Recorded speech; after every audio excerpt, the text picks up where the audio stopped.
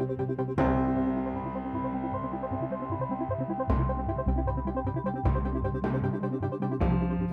evening. We are live at 7 o'clock. I'm Stone Grissom, and welcome to our live coronavirus pandemic special report. Tonight we have a doctor from Long Island Jewish Medical Center to help you sort through what's going on with COVID-19 in our communities, in our region. And of course, we want to hear from you. This is a call-in show, so call at that number right there at the bottom, 516-393-1800.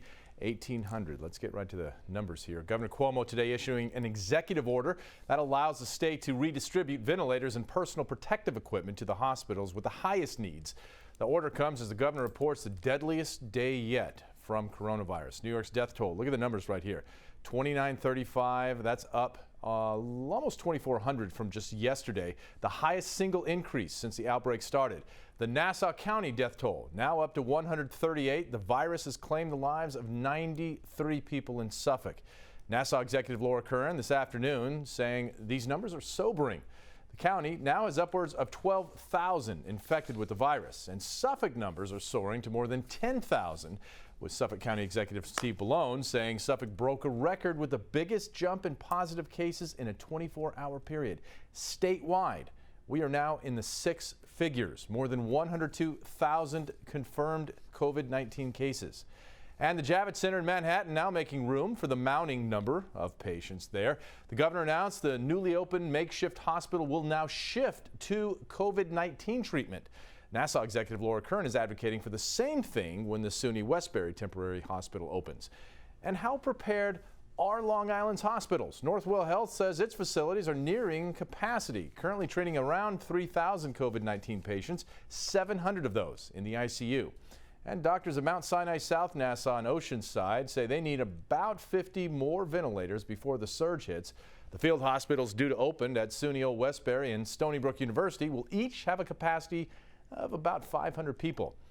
And here's the big question right now that we're all asking ourselves: masks or no masks? The CDC now recommends the voluntary use of cloth-faced coverings in public settings. However, President Trump says he won't wear one. And New York State's health commissioner says there's no data to support the use of face masks except for those who are sick or for the healthcare workers. And some doctors, though, say we should have already been using this type of protection weeks ago. And Long Island Cares says since the pandemic hit, they've received more than 500 calls for help. That's the greatest need is in Glen Cove, but it's making plans for other areas where residents are reaching out from. All right, let's get right to our discussion right now. Joining us now tonight is an old friend of the show, Dr. Fred Davis, Associate Chairman of Emergency Medicine at Long Island Jewish Medical Center. Thank you once again, Doctor. You guys are doing an amazing job into the week, but I know that just means you've got more days coming ahead of you. Thank you again for doing that. Thank you. Let me ask you first, how are you doing? How are you and your colleagues doing? I think we take day by day. I think one of the things that it is you go in, you do the hours, you're there to support your staff, you're really there to make sure the patients are okay. I don't think the day ends when you leave the building, so it's a day by day event. Let me ask you this, because this seems to be the big question on everyone's minds right now. The president came out, the CDC is now saying that all Americans, maybe we should all be wearing masks out in public. What's your take on that? So I think it's a good suggestion. I think particularly because of early on when we talked about this virus, we kind of considered, if you're sick, you should wear a mask to definitely prevent others from getting sick. I think as we learn more about this virus, we learn that people can be asymptomatic or not have any symptoms and still transmit the disease. So I think particularly if people were wearing masks, there's less chance of transmission. I think that will really help really flatten the curve. And it seemed like a revelation in the last day or two that we've learned, or we're now understanding, that just talking to each other, that can transmit if we're a couple of feet away from each other. Were we just not understanding that? Was that coming out from the health community, or was that something that is new? One of the things about this virus is that we're learning a lot day by day. I think these were things we talked about, possible transmission, respiratory droplets, but I think it's really, we learn more and more every single day. And particularly this is something that's coming out to light, especially as we try to do our best to really have the precaution to prevent further infections. Okay, well, I have a lot of questions myself, but let's go straight to the phone so we can get the viewers their questions in. Debbie from Huntington. Debbie, you there? Yes, I am. Thanks for calling, and what's your question? Thank you for taking my call. Is it possible for a mosquito to transmit the coronavirus after biting someone who has tested positive? So that transmit like that, like a West Nile virus, but particularly this virus is transmitted more with respiratory droplets. So it's really human to human contact at this point that we think most transmission is occurring. And just to follow up on that, as far as the blood transmission, how are we doing on donations right now? Are we low? I think that that we probably are low. I don't know the actual numbers, but it's definitely a concern because as people are staying inside, they're not going to local depositories and not giving blood as much. And I think that's a concern, particularly as we get people that might come in for other reasons besides this infection. If they come in for traumas, that's a concern when we might need some blood. And I think luckily people are staying off the road and hopefully reducing the number of traumas as well. Okay. Back to the phones. Anthony from Oceanside. Anthony? Hi, how are you? How are you? What's your question? Okay, doctor, thank you. My question is UV light. How do you feel about UV light as far as a disinfectant in your home? If you could buy one and use it, and how excellent is it or not so good? So from what we know from other viruses, UV light is a great way to disinfect an area. We've started using UV light in some of the areas in the hospital, particularly to help help really disinfect a contaminated area. So I think it's a great opportunity. I know there's a lot of products out there, so I think you just have to judge the products fairly and see what's out there. There's ways that people are able to disinfect random other things that they touch a lot, like their phone, which is a good thing to consider to disinfect, particularly it can be a source of transmission. Okay. Doctor, let me ask you this. Are you seeing people still come into the emergency room fearing that they might have COVID-19 instead of calling ahead to their doctor? Yes, and that's kind of a good point, particularly because the emergency departments are overrun at this time with a lot of people who are very sick. You really increase your chances by coming into the emergency department for just concerns alone. The advice always has been to try to call your local doctor, particularly if you have signs and symptoms, and really reserve the emergency room for the true emergencies such as the shortness of breath, difficulty breathing, at which point in time the use the necessary resources there. Okay. Let me ask you this also. How are you doing and your staff doing as far as PPE, masks, the face shields, the gowns? How are you guys faring? So it's always a concern. Right now we have enough, but we definitely want to make sure that those last, specifically knowing that this is, just the beginning, and we expect, a few more weeks to even months at this pace. So we're hoping to make sure we have what we do have to make it last. So we are making sure we use them wisely. Okay, great. Back to the phones. Kelly from Quorum. Kelly, you there? Yes, hi. My question. Oh, go ahead. Hello? Yes. Oh, my Yep. question is, my son is asthmatic, and when he gets asthma attacks, he usually gets hospitalized. Is it safe if we go to the ER or just try to avoid it? Because we do have a machine that I can use here. So I would definitely suggest using your machine as the first line. However, if that's not helping, I would still use the emergency department for the necessary needs.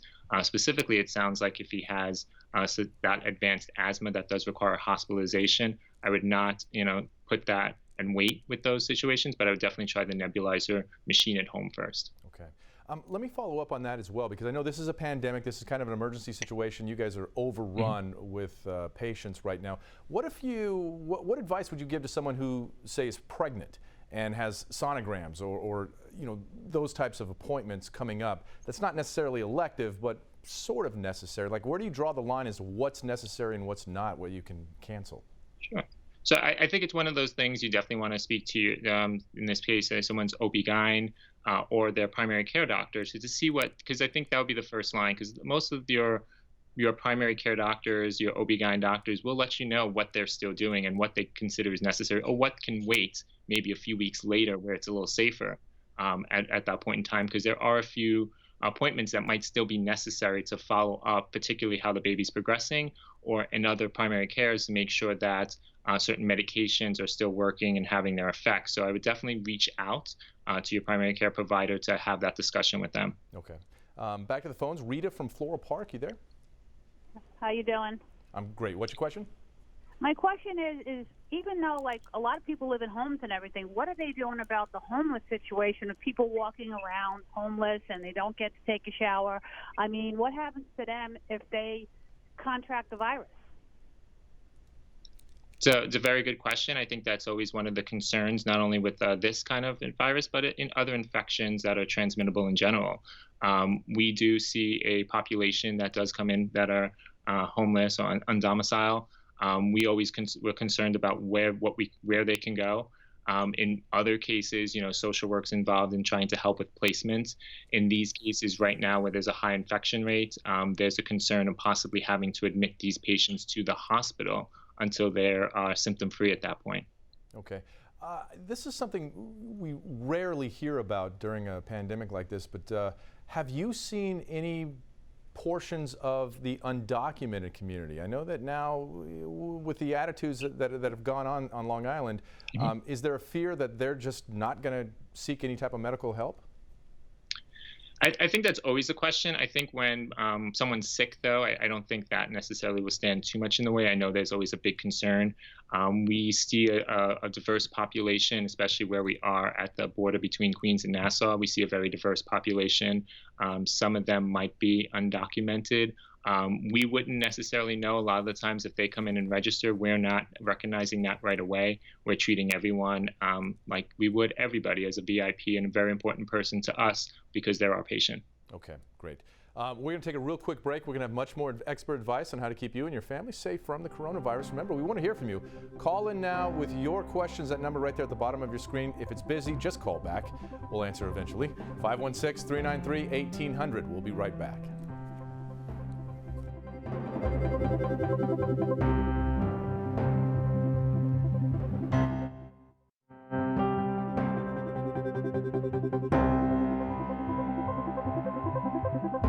Welcome back to our live coronavirus pandemic special report. Let's bring back in our doctor. He's Dr. Fred Davis, Associate Chair of Emergency Medicine at Long Island Jewish Medical Center. And I just want to say one of the warriors here on Long Island as we continue to fight this pandemic. Doctor, let me ask you this. This is a tough question even in good times. But right now we're hearing that there are EMT regulations that have been put in place. If someone over the age of 18 in cardiac arrest and they can't be revived in the field, they're not being taken to the hospital. Are those conversations going on also inside the hospital with certain patients? I think there is these discussions right now, especially as you talk about limited resources and infection rates and concerns. I think a lot of it right now all depends on at the point in time when we are having to make those decisions between having the right resources available and who are the right people to really be helped best by those resources. We're having those discussions. We haven't acted on anything just yet, but it's always good to really have those discussions before the need is really there and really find out who would best be served with what care we can provide and see if those things we have available will change the outcome in someone's course here. Yeah, tough times right now. All right, let's go back to the phones. Jennifer from Jericho. Jennifer, you there? Yes, I am. What's your question tonight? Hi. My daughter goes to college in New York City, and back in the middle of December, she was hospitalized and with a fever and all the symptoms of coronavirus, but they couldn't test her because they didn't know about it. So they immediately isolated her. And is it possible that she had it back then, and how do I find out now? It's a very good question. There has been some talk that maybe we've seen some early signs of coronavirus before we really expected, particularly earlier in like December, January area, which some people have talked about that. We don't know 100% that that's really true or not. There are tests that are coming out that will test antibodies and see if you've been exposed to the virus. I think that's something that can be tested once it's more readily available. It's not out for prime time just yet, but once that does become available, I think that might be an option that could be taken to see if she was exposed at that point. Okay. Let me ask you this. I know that we have new tests that are out that can give a result in about 5-15 minutes or so, the rapid tests. They do molecular testing. My understanding, and correct me, I guess I want to ask you this question. My understanding is that when you test for the coronavirus, or at least COVID-19 specifically, it's looking at the existence of the DNA of the virus. So how accurate are these tests? Because I'm hearing sometimes as low as 20-30%. Seems like DNA would be pretty accurate. Yeah, that's similar numbers that I've heard. That it's about a 20 to 30% accuracy, and that's, I think, partly because of both the testing and the sample. Being able to test for that small amount of DNA or RNA that they're particularly looking for, I think it just becomes a harder test to get the right sample in those cases. Okay, all right. Back to the phones. Melissa, Franklin Square. Melissa, you there? Hi. Oh, Marissa, I'm sorry. Hello? Marissa, I'm sorry. I called you Melissa there a second ago. Sorry about that. What's your question? Yes. I went to the food store with I come back to my aunt. She's 89 years old. Is there a high risk of her getting the virus? And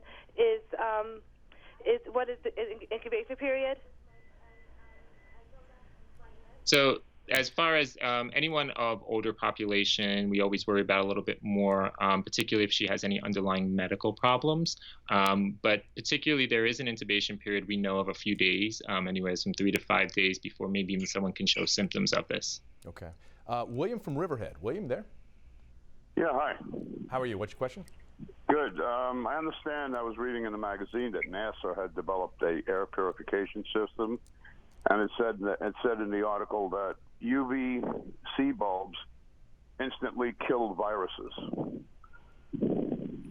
Doctor? I don't know much specifically about UVC bulbs. I know UV light has been shown to denature some of the viruses and a lot of bacteria as well. I know that you don't want to expose yourself too long to a lot of these UV bulbs. So it might be something to use to disinfect an area as a good source.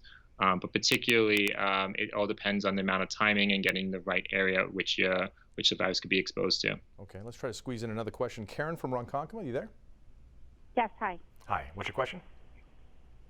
I know he just went over the incubation period, and are you going to be more contagious during the incubation period or when you're actually diagnosed with the coronavirus? It's a good question. I think you're probably contagious at both points. Ideally, they think the highest viral load is probably when you have symptoms, and that's probably when you're most contagious, but you can still transmit it when you don't have symptoms. Okay. Doctor, what do you need? Your colleagues, what do you guys need from us right now? So I think the main thing is really stressing everyone to do their best to try to stay home, really preventing the spread of the disease, really trying to utilize the resources they can at home, try to use their primary care doctors, avoiding coming to the emergency department because there's plenty of patients here who definitely have contagious symptoms, and we don't want more people. We don't want to overload the system, so the best people can do to stay home and really take care of themselves at home would be the best help. And real quickly, is our healthcare system going to be able to handle if we end up with 100,000, 200,000 people dying from this? We hope not. It all depends on how well we do in the next few weeks. We're expecting 2 weeks to be pretty brutal. We're hoping that people will work together, that as we come together, both as hospital systems, as the city and state comes together to work together to really utilize all the resources available and maximize getting those resources to the right people. We hope we can lower those numbers, but there's always the fear that if we take this too lightly and reduce a lot of the social distancing and staying inside, there is a chance we can see those numbers. All right, Dr. Davis, thank you again for everything that you're doing every day. Thank you so much. You're watching our coronavirus pandemic special report. We'll be right back.